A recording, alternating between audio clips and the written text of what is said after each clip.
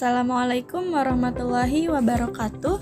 Kami dari kelompok 7 kelas X1G ingin mempresentasikan materi kalimat bahasa Indonesia dalam mata kuliah Bahasa Indonesia yang diampu oleh Ibu Ana Widyastuti MPD. Bersama saya Ati Aulia dan kedua rekan saya Agustina Burulaga. Perkenalkan, nama saya Aisyah Nabila Salma. Halo teman-teman, kali ini kita akan membahas kalimat bahasa Indonesia dengan submateri. Yang pertama adalah pengertian kalimat, yang kedua persyaratan kalimat, yang ketiga unsur kalimat, yang keempat jenis kalimat, dan yang terakhir adalah kalimat efektif. Baik teman-teman, sekarang kita membahas tentang pengertian kalimat. Apa sih pengertian kalimat itu? Jadi teman-teman, suatu pernyataan dikatakan kalimat apabila strukturnya menunjukkan adanya unsur subjek dan predikat secara jelas dengan intonasi selesai dan makna gramatikal. Berlanjut ke submateri yang kedua, yaitu persyaratan kalimat. Jadi persyaratan kalimat itu ada 3. Yang pertama, kelengkapan struktur subjek dan predikat. Yang kedua, permutasian subjek dan predikat, dan yang ketiga, perwujudan makna gramatikal berdasarkan struktur. Baiklah, sekarang kita berlanjut ke materi yang ketiga, yaitu unsur kalimat. Apa sih yang dimaksud dengan unsur kalimat? Jadi, unsur kalimat adalah fungsi sintaksis yang dalam buku tata bahasa lama biasa disebut dengan jabatan kata, dan kini disebut dengan peran kata, yaitu subjek, predikat, objek, pelengkap, dan keterangan. Teman-teman, perlu kita ketahui bahwa kalimat bahasa Indonesia yang baku sekurang-kurangnya itu harus terdiri dari 2 unsur, yaitu unsur subjek dan unsur predikat. Dengan kata lain, bahwa 5 unsur tersebut tidak perlu berada dalam satu kalimat.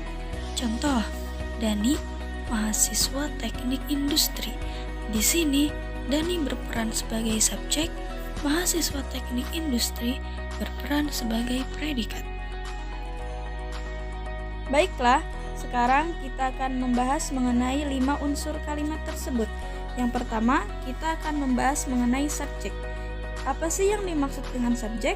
Jadi, subjek adalah bagian kalimat yang menunjukkan pelaku, tokoh, sosok, sesuatu hal, atau suatu masalah yang menjadi pangkal atau pokok pembicaraan. Contoh, Nindi sedang melukis. Di sini, Nindi berperan sebagai subjek, sedang melukis berperan sebagai predikat. Yang kedua, kita akan membahas tentang predikat. Jadi, predikat adalah bagian kalimat yang memberitahu melakukan tindakan apa atau dalam keadaan bagaimana si subjek ini. Nah, contoh yang pertama, kuda meringkik. Di sini kuda sebagai subjek dan meringkik itu sebagai predikat. Perlu diketahui teman-teman bahwasannya predikat itu tidak harus selalu kata kerja, tetapi predikat dapat berupa kata atau frasa, sebagian besar berkelas verba atau adjektiva, tetapi dapat juga numeralia, nomina, atau frasa nominal. Contohnya yaitu putrinya cantik jelita. Nah, di sini cantik jelita itu berperan sebagai predikat yang memberitahu keadaan putrinya, jadi tidak selalu harus dengan kata kerja. Yang ketiga, kita akan membahas mengenai objek. Objek adalah bagian kalimat yang melengkapi predikat. Nah, letak objek di belakang predikat terbagi menjadi 2. Ada verba transitif dan yang kedua ada verba intransitif. Yang pertama, verba transitif adalah verba yang menuntut wajib hadirnya objek. Contohnya seperti Rika mengenang. Rika sebagai subjek, mengenang sebagai predikat. Nah, predikat di sini sebagai verba transitif, yaitu menuntut wajib hadirnya objek. Nah, yang kedua yaitu verba intransitif yang tidak menuntut hadirnya objek. Contoh, nenek mandi. Nenek sebagai subjek dan mandi sebagai predikat. Predikat di sini sebagai verba intransitif yaitu yang tidak menuntut wajib hadirnya objek. Yang keempat, kita membahas mengenai pelengkap. Pelengkap adalah bagian kalimat yang melengkapi predikat. Letak pelengkap umumnya di belakang predikat yang berupa verbal. Contoh, pamanku membelikan anaknya rumah mungil. Pamanku sebagai subjek, membelikan sebagai predikat, anaknya sebagai objek, dan rumah mungil sebagai pelengkap. Yang terakhir, kita membahas mengenai keterangan. Keterangan adalah bagian kalimat yang menerangkan beberapa hal yang menerangkan subjek, predikat, objek, dan pelengkap. Contoh, Lia memotong roti dengan pisau. Lia di sini sebagai subjek, memotong sebagai predikat, roti sebagai objek. Nah, dengan pisau ini sebagai keterangan yang termasuk sebagai keterangan alat. Untuk pembahasan selanjutnya, kita akan membahas jenis kalimat. Jenis kalimat dibedakan menjadi beberapa jenis. Yang pertama itu menurut jumlah klausa pembentukannya.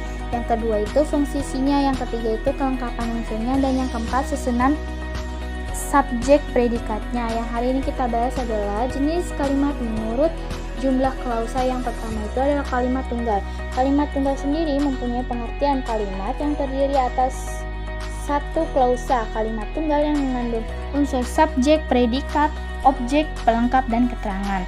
Kalimat tunggal ada yang dapat diperluas dengan menambah satu unsur objek, pelengkap, keterangan. Selain itu, unsur subjek dan objek dapat pula diperluas lagi dengan memberinya berbagai keterangan. Jadi, kalimat tunggal tidak mesti berupa kalimat pendek bila fungsi sintaksis utama yaitu subjek dan predikatnya tidak lagi tunggal alias sudah menjadi kalimat majemuk. Kalimat pun berubah menjadi kalimat majemuk. Yang kedua itu adalah kalimat majemuk. Mempunyai pengertian adalah kalimat yang merupakan gabungan dari dua atau lebih kalimat tunggal. Nah, kalimat majemuk sendiri dibedakan menjadi dua, yaitu kalimat majemuk setara dan kalimat majemuk bertingkat. Yang pertama itu adalah kalimat majemuk setara, mempunyai ciri-ciri dibentuk dua atau lebih kalimat tunggal. Kedudukan setiap kalimat sederajat. Kata penghubung klausa dalam kalimat majemuk setara. Yang pertama itu penjumlahan kata hubungnya sendiri dan serta baik dan maupun. Yang kedua itu pertentangan kata hubungnya sendiri bukannya melainkan dan tetapi. Yang ketiga itu pemilihan kata hubungnya sendiri sedangkan dan atau. Yang keempat itu perurutan kata hubungnya sendiri lalu dan kemudian. Adapun contoh dari kalimat majemuk setara teman-teman. Contohnya Anto mengonsep surat dan Rina mengetiknya. Kata penghubungnya sendiri yaitu dan yang termasuk dari jenis penghubung penjumlahan. Yang kedua itu Irwan rajin membaca baik sewaktu menjadi mahasiswa maupun sudah bekerja.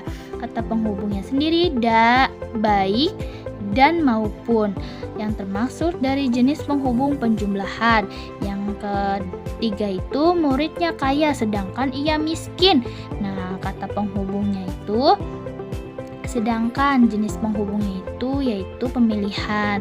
Yang keempat itu para peserta seminar sudah mulai datang sedangkan panitia belum siap. Kata hubungnya sendiri itu sedangkan yang termasuk jenis penghubung pemilihan juga. Adapun kata penghubung antar klausa dalam kalimat majemuk bertingkat. Yang pertama itu waktu, kata penghubungnya sendiri sejak dan sedari. Yang kedua itu syarat, kata penghubungnya sendiri jika, lalu, dan seandainya.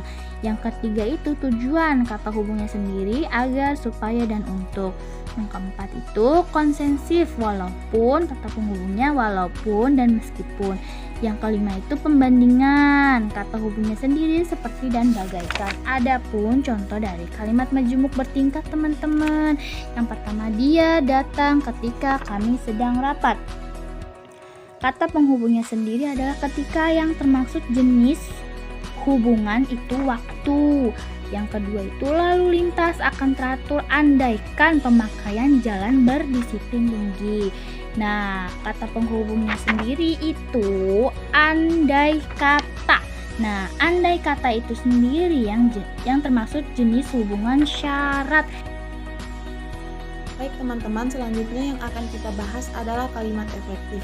Kalimat efektif adalah kalimat yang dapat mengungkapkan gagasan penutur atau penulis secara tepat sehingga dapat dipahami oleh pendengar atau pembaca secara tepat pula. Efektif dalam hal ini adalah ukuran kalimat yang memiliki kemampuan menimbulkan gagasan atau pikiran pada pembaca atau pendengar. Dengan kata lain, kalimat efektif adalah kalimat yang dapat mewakili pikiran penulis atau pembicara secara tepat sehingga pendengar atau pembaca dapat memahami pikiran tersebut dengan mudah, jelas, lengkap seperti apa yang dimaksud oleh penulis atau pembicara. Untuk dapat mencapai keefektifan tersebut, kalimat efektif harus memahami paling tidak 6 syarat. Di antaranya ada kesatuan, kepaduan, keparalelan, ketetapan, kehematan, dan kelogisan. Dan pada poin pertama yang kita bahas adalah kesatuan. Yang dimaksud dengan kesatuan adalah terdapatnya satu ide pokok dalam satu kalimat. Contoh kalimat yang tidak jelas kesatuan gagasannya seperti dalam pembangunan sangat berkaitan dengan stabilitas politik. Memakai kata depan yang salah sehingga gagasan kalimat menjadi kacau.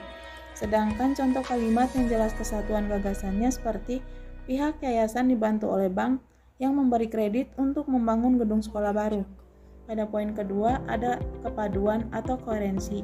Yang dimaksud dengan koherensi adalah terjadinya hubungan yang pada antara unsur-unsur pembentuk kalimat.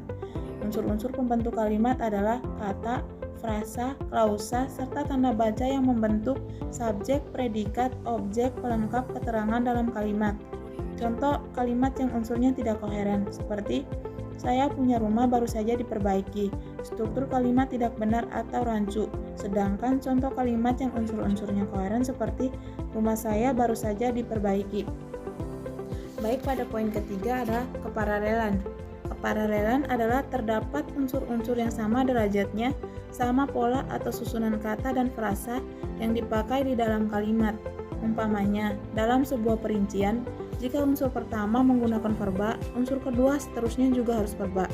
Jika unsur pertama membentuk nomina, bentuk berikutnya juga harus nomina. Contoh kesejajaran atau paralelisme yang salah.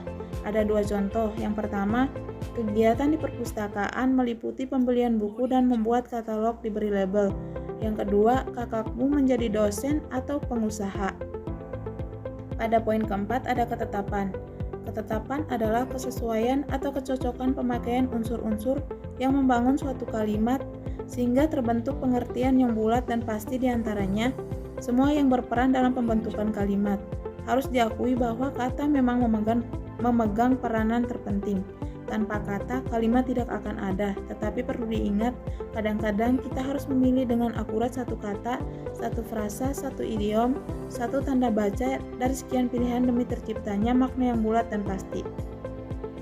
Contoh penulisan kalimat yang tidak memperhatikan faktor ketetapan. Seperti karyawan teladan itu memang tekun bekerja dari pagi sehingga petang. Salah dalam pemakaian kata sehingga. Sedangkan contoh penulisan kalimat yang memperhatikan faktor ketetapan, karyawan teladan itu memang tekun bekerja sampai petang. Pada poin kelima ada kehematan. Yang dimaksud dengan kehematan adalah adanya upaya menghindari pemakaian tidak perlu. Hemat di sini berarti tidak memakai kata-kata mubazir, tidak mengulang subjek, tidak menjamakan kata yang memang sudah berbentuk jamak. Contoh kalimat yang tidak hemat kata. Agar supaya Anda dapat memperoleh nilai ujian yang baik, Anda harus belajar dengan rajin. Sedangkan contoh kalimat yang hemat kata, agar Anda memperoleh nilai ujian dengan baik, belajarlah dengan rajin. Pada poin ke-6 ada kelogisan. Yang dimaksud dengan kelogisan adalah terdapatnya arti kalimat yang logis atau masuk akal. Logis dalam hal ini juga menuntut adanya pola pikir yang sistematis. Contoh kalimat yang lemah dari segi logika berbahasa seperti berikut. Kambing sangat senang bermain hujan. Padahal kambing tergolong binatang anti air. Baik, cukup sekian penjelasan dari kami teman-teman. Terima kasih. Wassalamualaikum warahmatullahi wabarakatuh. Thanks for watching.